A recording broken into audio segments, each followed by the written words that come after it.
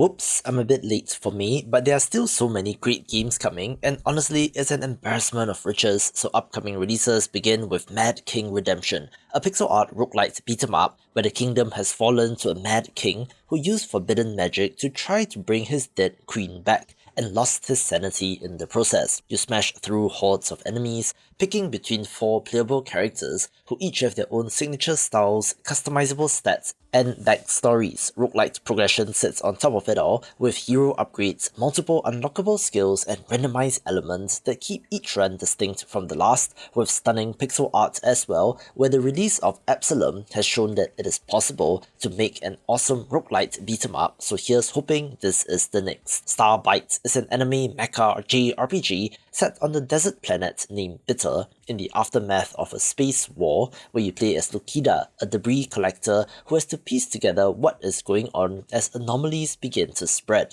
It's a pretty classic looking JRPG with the variety in characters and mechs looking awesome, as well as classic turn-based combat focused on a driver's high mechanic, which, when used, allows you to immediately act again, which will factor into your strategy. You will also be able to roam and explore the city with multiple locations, vendors, and NPCs, and simply looks like a well-made one of these. This video is brought to you by Above Land Rhapsody, a chaotic 3D co-op action roguelite set high above the clouds, where you wield outrageous weapons like chairs, dice, guitars, and other toy fantasy weapons to take down your enemies. With dozens of weapons and hundreds of perks to mix and match, your build in every run can be wildly different as you experiment to find overpowered combinations. Play solo or play with up to 2 others in online co-op, where you can use complementary builds to cover each other, revive your teammates when things go wrong, and take on the massive bosses together. Between runs, you return to your hub area named Invisible BB,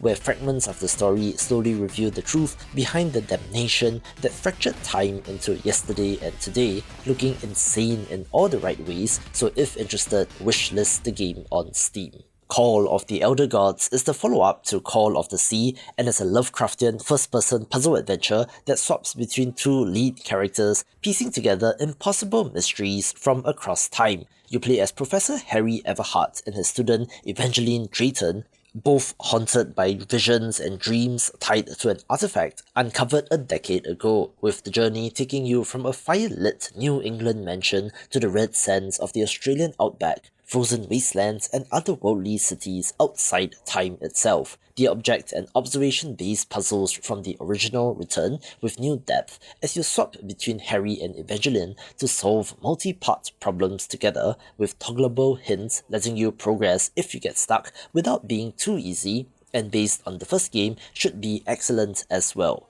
Thick As Thieves is a stealth heist game headed up by one Warren Spector, best known for Thief and Deus Ex, so trust me when I say that they know their stealth and sim titles. Taking place in an alternate history, 1910s Scottish city, where magic and early industrial technology have started to collide, you play as a member of the Thieves Guild, taking on daring jobs to claim precious heirlooms and to uncover arcane secrets, either alone or in online co-op, with 2 playable thieves, each with their own unique abilities and talents. Stealth and improvisation are key as you use a variety of gadgets like slither sap, smoke bombs, and the pickpocket fairy, giving you plenty of options, but be sure not to get caught. Interestingly, this will launch for just $4.99, containing an introductory campaign with 16 missions expected to last about 4 hours, with more to be added later, but is not an early access release, with current plans and pricing unknown for future content. I've been banging on and on about Echo Generation 2 since I think it looks promising,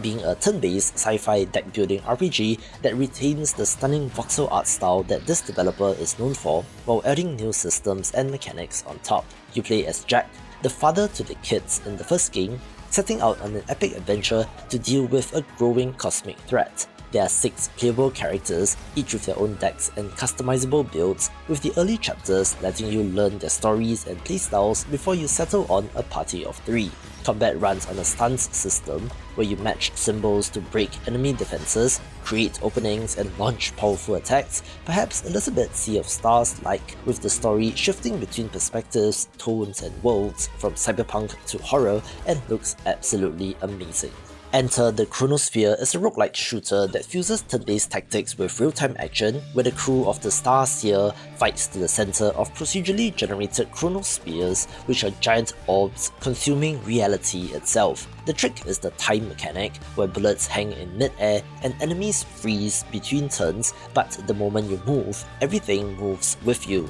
so you alternate between bold action and careful planning. Dodge through a field of bullets, reload your shotgun, knock enemy into pits, call in an artillery strike, or heal up just before you take a hit to the face. Equipment is delightfully unhinged, since you can mix weapons from across the worlds consumed by the chronospheres, with sweeping lasers, bouncing bullet shotguns that fire around corners, and the ability to implant alien eggs into enemies, which then detonate as living bombs. Each chronosphere pulls biomes from the worlds it has eaten, from a bug-infested hellsphere to the Wild West, and there are also interpersonal relationships to manage between the crew while on the starship, with fantastic art as well. This next title might be a bit controversial, since technically speaking, Zero Parades for Dead Spies is from the developer of Disco Elysium and is another narrative CRPG, but in case you missed the news and the multiple YouTube videos covering this, it seems like the main people behind Disco Elysium have all left the company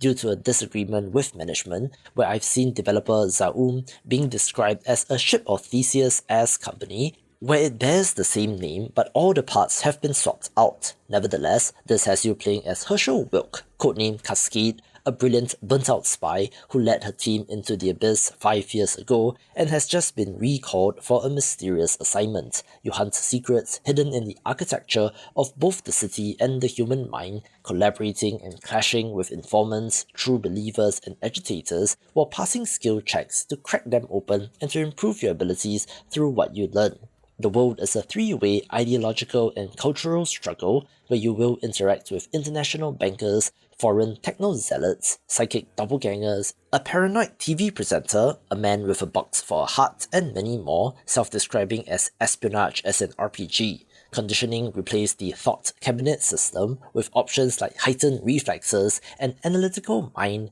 or to increase your charisma, shaping the character as you go, where circumstances aside, the game itself does look to have merit, so I am curious about this. Now, hear me out. Bubsy has been the laughingstock of the gaming world for quite a while, since the platforming controls were not great and the character can be very annoying, but yet someone at Atari has decided to take another shot at the idea with Bubsy 4D. But I'm expecting this to be good, since developer Fabraz is making this, best known for Demon Tides and Demon Turf, but also the underrated Slime Sun, which are all fantastic platformers. This is a 3D platformer that sees our hero go on a new intergalactic adventure with new challenges, new moves, and a whole lot of personality. The Woolies stole every sheep on Earth, but then the sheep overthrew their captors and returned as deadly barbots empowered by Woolly technology, and now they're after Bubsy's most prized possession, the Golden Fleece. With his motley crew of acquaintances backing him up, Bubsy leaps, glides, claws up walls, and pounces off enemies across alien planets, also being able to turn into a brand new hairball form that lets him roll at blistering speeds. The expressive moveset can be used by both beginners and speedrunners, with hidden blueprints in each level unlocking new moves and upgrades, also having time trials with online leaderboards, and is honestly worth a look for fans of the genre. Phonopolis is the next title from legendary adventure game makers Amanita Design, known for games like Machinarium, Creeks, Chucho, and Summeros, with this being set in a dystopian city where life is orchestrated by omnipresent loudspeakers issuing the leader's commands. Soon, the absolute tone will sound, a frequency strong enough to strip every citizen of their humanity forever, and only one person, a young dustman named Felix, can consciously recognize the threat. By coincidence or fate, Felix becomes immune to the commands, meaning that you can use the loudspeakers themselves to solve puzzles involving other characters and change the cardboard environment around them, turn walls, shuffle floors, control machinery, or tear paper curtains, with each puzzle carefully integrated into the world, built entirely from hand-painted paper, digitized for the game's 3D space, which is a cool look. A brutal bodycam first-person shooter inspired by Hong Kong cinema is better than Dead, where you play as a survivor on a quest of revenge. Every level is personal, as you exact revenge on those who wronged you, filming everything in the process, which might be a bit disturbing as you go on raids through restaurants, seedy nightclubs, back alleys and rooftop dens until she kills them all. Ever since the dawn of Unreal Engine 5, the photorealistic FPS has really taken off as a concept, with games like Unrecord being of note, so this looks to capture some of that same magic, with the raw violence of the guns being a core part of the appeal. It's a linear, level-based shooter, so no fancy open world or procedural generation, so handcrafted levels which are all killer and no filler, and will be for shooter fans. The long-in-development Clockwork Ambrosia finally makes it to release, and is a steampunk Metroidvania with run-and-gun action, adding in a weapon customization twist that completely changes how you play. Our heroine Iris can equip 4 different weapons, including the versatile Pulse Breaker, the armor-shattering missile launcher, the rapid-fire revolver, and the trick-shot grenade launcher, each with its own characteristics and firing modes, with the mods that you find reprogramming how each weapon behaves, and can also be paired together with other mods to cover their weaknesses. It is a Metroidvania, so there are also movement ability unlocks, from the classic wall jump to gloves that let you move along ceilings, also having awesome pixel art, although in terms of narrative, not much more has been revealed other than battling an army of deadly robots and monsters, so we'll see on that. The next game from the developer of Peak is Crashout Crew, a frantic online co-op forklift game for up to 4 people working at the Now Shipping, a warehouse where management apparently believes that the best way to hit impossible deadlines is to build for speed instead of safety. Forklifts come tricked out with boost and drift, and the warehouse doubles as a raceway, and the patented easy grab functionality lets you sort and stack cargo at speed while constantly yelling at your co-workers to keep things organized so that you can meet ever-increasing quotas.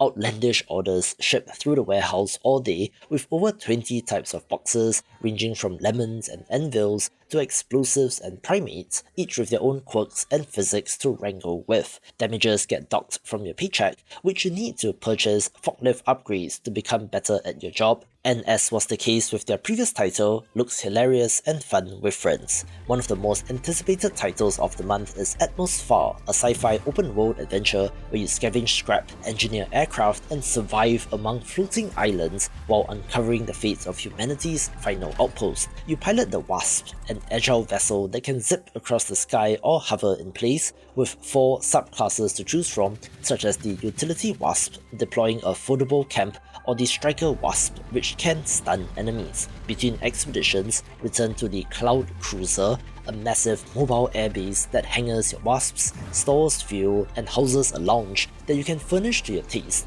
while one of your crew pilots from the helm. Up to 4 friends can play together, splitting duties and going on adventures, with what looks like a satisfying gameplay loop of exploration, resource gathering and crafting, but to what end I wonder, and as with most games in this genre, will be an early access release with room to grow. Stardust Wish of a Witch is a turn-based pixel art SRPG following the tomboyish warrior Star and her childhood friend, the mage Yu, on a sweeping fantasy adventure tied to the stars and the wishes they grant. Combat builds on traditional turn-based tactics by layering in a card system on top, expanding combat depth and creating tense moments where reading your opponent's next move and countering with the right combo can flip a battle on its head. The gorgeous art and animations are worth a look, both in gameplay and in animated cutscenes, with cinematic 2D set pieces unfolding when the strongest skills go off, giving the climatic moments of each fight a real weight. You build a party with colourful companions and grow alongside them as their personalities and stories unfold, with the larger mystery of what lies at the origin of the stars pulling the game forward. Lunar Abyss is a first-person bullet hell shooter set deep beneath the surface of a mimic moon, where you play as a prisoner sentenced to explore the derelict megastructure sprawling underneath. Your task is to recover forgotten technology from inside the abyss and the lost colony it consumed, with every move overseen by your artificial prison guard Elin watching from above. The centuries-old ruins are alive with maddening echoes of a previously prosperous city which the Scourge has claimed, and in it lies all sorts of horrible monstrosities. You sprint, jump and dash through the brutalist alien megastructure with fluid first-person platforming as you move between combat encounters, facing corrupted souls and twisted cosmic horrors and dealing with the barrage of projectiles. I think that this game looks cool with a very curious setting, so if you like games like Returnal or Saros, this might be of note. Developer Shiro Games is absolutely crushing it, already releasing the MMO Light Far Ever in May and looks to go 2 for 2 with SpaceCraft later this month, an open-world space MMO designed around a community-driven economy where you mine, craft, trade resources and ship parts, accept missions and contracts, and watch every marketplace transaction shift the universe's prices in real time. You pilot freely through the vastness of space, jumping between distant systems with faster-than-light technology, scanning planets for resources, mining asteroid fields, and exploring abandoned space stations and derelict ships scattered across the galaxy. You seamlessly transition from deep space to the planet's surface, all without loading screens, which is impressive, giving it an epic sense of scale. Build ships from crafted parts where every component impacts performance, so you can design small, nimble vessels or heavy transport cruisers, and either keep your blueprints private or sell them so that others can build to your specs. It also has corporations where you join or form crews that handle interplanetary production and logistics, with everything from small co-ops to vast commercial empires, and might be taking aim at EVE Online. Shift at Midnight is a multiplayer co-op horror game where you and your friends manage a gas station on the night shift, keeping shelves stocked, serving customers, taking deliveries, and meeting your nightly quota. The catch is that not every customer is human. Some are doppelgangers pretending to be humans, so you need to suss out who is real and who is fake, asking them 5 questions, checking their ID, cross-checking details on a computer, and to observe their behavior in order to do so. If you spot one, you have to execute them on the spot and clean up the mess, but if you miss a doppelganger, they will return later in the shift as horrible monsters trying to kill you and your friends, at which point your job pivots to barricading doors, setting traps, and finding somewhere to hide. Every shift is randomly generated, so no 2 nights play out the same way, having features like proximity voice chat and looks like a clever take on the co-op horror title, mixing No, I'm Not a Human and Supermarket Simulator. Rune Dice is a roguelike where you launch dice across a battlefield using real physics, and matching dice that land near each other fuse into stronger versions that in turn look for more matches, setting off chain combos in the process. Every throw is a placement decision, since one well-aimed die can wipe out a whole wave or set up a combo 3 turns ahead, so the name of the game is reading the board and trusting your aim. 8 unique classes each bring their own dice and powers, such as the rogue spreading deadly poison or the mage using lightning storms, with each class also having multiple heroes for even more variety. I do like the look of the game as well, especially in the pixel art sprites, reminding me of games like Peglin but with a different core mechanic. One of the biggest titles of the month is Outbound, a cozy open-world exploration game set in a utopian near future where you start with an empty camper van and turn it into the home of your dreams, alone or with up to 3 friends in online co-op. This is basically Van Life, the game, where you build and explore at your own pace, collecting materials, crafting modular parts that snap onto your vehicle, and slowly advancing up the tech tree to power your mobile home with energy drawn from sun, wind, or water. The van is customizable with paint, decorations, and furniture, and you can grow gardens of plants and mushrooms to cook meals on the road that keep you healthy. Adopt a pet from the Paws and Whiskers Lodge to feed, train, and bring along on the journey, with each biome offering its own iconic landmarks to discover and is simply super cozy. Ex Sanguis is a tactical turn-based RPG with roguelite progression from the developer of Other Side, which is basically the same thing but with one core difference. Here, you lead elite warriors born from the divine blood of the Mater in a war to push back the forces of stasis and to restore the flow of life to a dying world. Combat layers timeline effects on top of standard turn-based tactics,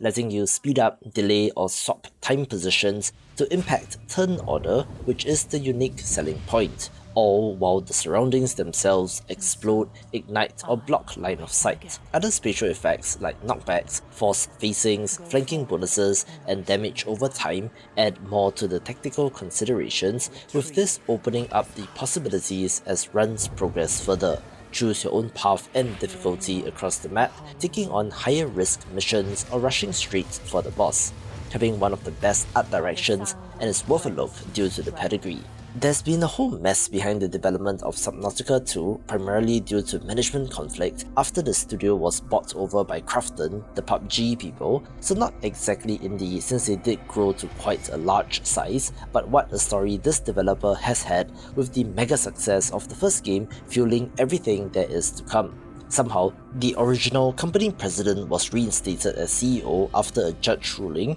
getting back control and removing Krafton as the publisher of the game, although I'm not sure what the exact legal structure is right now. But putting all of that aside, the next entry in the underwater survival game is of note. Set in an all-new alien world, you're doing similar things to the first game, from exploring vibrant biomes, using a submersible for added range and speed, gathering resources, and designing and customizing an underwater base as you figure out the mysteries of the planet. Scan the biodiversity around you to understand life on this world, with creatures ranging from the smallest scuttling critter to the signature towering leviathans that lurk in deeper water, having gorgeous graphics and could be every bit as deep, eerie, and atmospheric as the original. Lumen Tale Memories of Trey is a monster collecting RPG set in a stunning enchanted world named Talia, following Trey as he discovers new species of mystical creatures known as Animons while trying to recover his lost memories. Things are a bit darker in this world, where a civil war between the north and the south is occurring after the emperor died without naming a successor. The Anemon themselves are made of an energy called Anivis, which flows through the world and can affect emotions and souls, and you catch them with a tool called the Holoken to recruit them as partners. There will be around 140 species across 13 elemental types, which means that there's plenty of room to build the team you want, having classic turn-based combat but with a team battle focus, where I'm always down for games in this genre. Another amazing looking game is Dark Light Survivor, a bullet heaven action roguelite with multiple camera angles where you play as one of the last humans, a dark hunter aboard the Phantom train, journeying through a shattered multiverse in search of the fabled Elysium. The Dark Void has unleashed horrific creatures that decimated humanity and fractured reality itself, but the Phantom Train uses celestial quantum technology to allow you to leap between universes on condition that you gather enough energy at each stop to power the next jump. Combat lets you swap between top-down and third-person at any moment, commanding the battlefield from above or moving in close for more precise aiming and devastating headshots. 3 biomes await across the multiverse, from a ruined town consumed by demons and cybernetic horrors, cursed castle ruins swallowed by the Dark Void, and a frozen battlefield where giant insect creatures roam alongside the wreckage of ancient warships. It also has 3 playable classes and also the ability to swap between cinematic 4K visuals and a nostalgic pixel mode at any time, and could be the next big roguelite hit. Deep Rock Galactic Rogue Core is a roguelite spin-off of Deep Rock Galactic, where you and your team start each mission with only a pickaxe and slowly build up powers, weapons, and abilities as the run goes on. All mining operations on the planet of Hoxis have gone dark after a transient disturbance called the Greyout cut off contact with the dig sites, and conventional measures just cannot punch through, so the company is sending in the Reclaimers, an elite security force trained for situations just like this. The Greyout barrier disables most of your tech on contact, which is why you head in with just the pickaxe and have to scrounge weapons and equipment from the mining facility itself. Craft enhancements by harvesting the wonder mineral Expedite, work as a team to put together the most powerful builds you can, and head deeper into uncharted subterranean areas approaching the planet's core, having DRG DNA but with a fresh roguelite structure, so given the history of this developer, will be one to watch. There are ideas for games that just seem so obvious when spelled out, where Roamstead is a co-op survival life sim city builder set in an apocalyptic Rome that has fallen, and the citizens have been reanimated as zombies, so you and your friends have to rebuild civilization from scratch. By day,